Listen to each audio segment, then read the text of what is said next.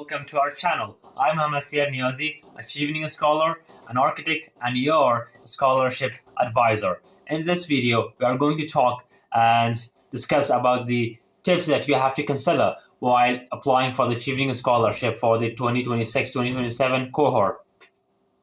Well, when you want to apply for the Chevening scholarship, you have to write 4 essays, and one of those essays is the course selection or course choices and global challenges. It means that you have to point out the course that you want to apply and write with details about that course in your essay. And beside that, you have to list 3 courses that you want to apply as your chosen courses and write them in the application portal of the Chevening. Now, when you want to apply and choose those universities, you have to consider some points, and these points are really beneficial for you because there are a lot of courses and you may be confused because most of them will not match with your background, and you will not have higher chances of getting an admission to into somehow from that university if you do not think and search well.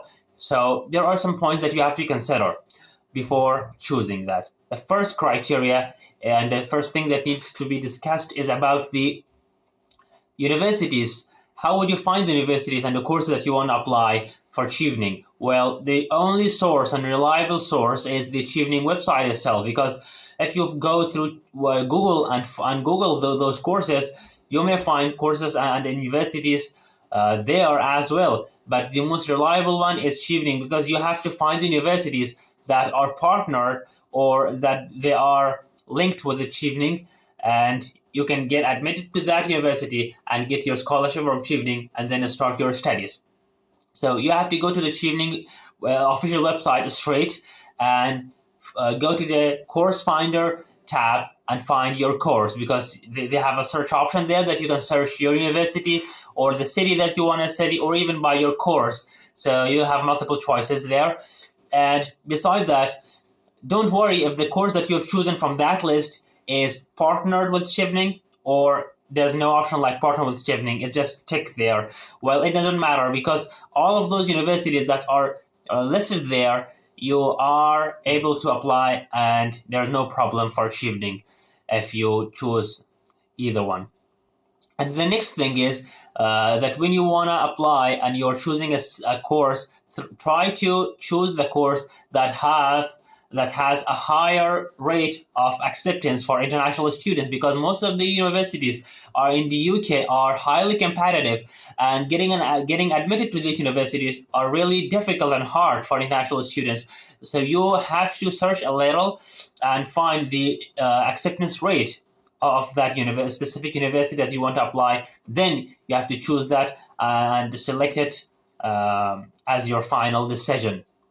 The thing that is more important is the TOEFL and IELTS requirements, because one of the main criteria of getting admitted, one of the main and important requirements of getting admitted to a course is providing your English proficiency certificate, including IELTS, TOEFL, Duolingo, or other accepted scores or tests. You have to check that whether you have that score now, or you can get that later after that you've submitted your essays into the Chevening application portal, because now you don't have to apply for any admission or offers, because now you have to just focus on your essays. And when the deadline is over, when you've submitted your essays, now the important point is finding admission and offers from universities. Then it's a time to search for that.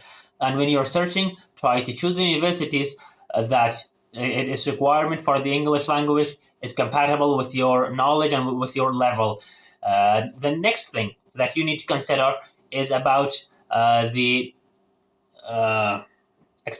acceptability of your or somehow you have a degree. Suppose you have a degree from Afghanistan or from any other country in the world, and you have to check that are those qualifications accepted by this specific university or no, because sometimes they require students to not only somehow provide them with the bachelor's degree certificate. They also ask you to have a master's degree from your home country. So you need to check that, because if you have a bachelor's degree and if you want to start your studies in the UK, you have to check that whether that university accepts the bachelor's degree from your country or not. And if you're not sure about a specific university, you can go to the contact tab and email them and ask for clarification and explanation that do they accept this country's qualification and this qualification specifically or not.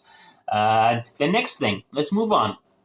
After that, we needed to talk about that at the beginning. It's about the availability of that course that you want to apply it to, because if you want to apply a specific course, you have to find that course available in the website of the university, because that university that you've chosen, they must teach that course. Otherwise, just ignore that university and go to another. And the last thing is some specific entry requirements for the design courses, or those students who want to study architecture, design, any programs or courses that are related to design. Sometimes they may ask you to provide and show them your portfolio, your work samples, that then they may give you admission. And sometimes they may ask you to attend an interview, an online interview, that they want to ask some question and they want to get in touch with you somehow in person, via Zoom or somehow Team or any other application. And that was all. I hope that this video was really helpful for you.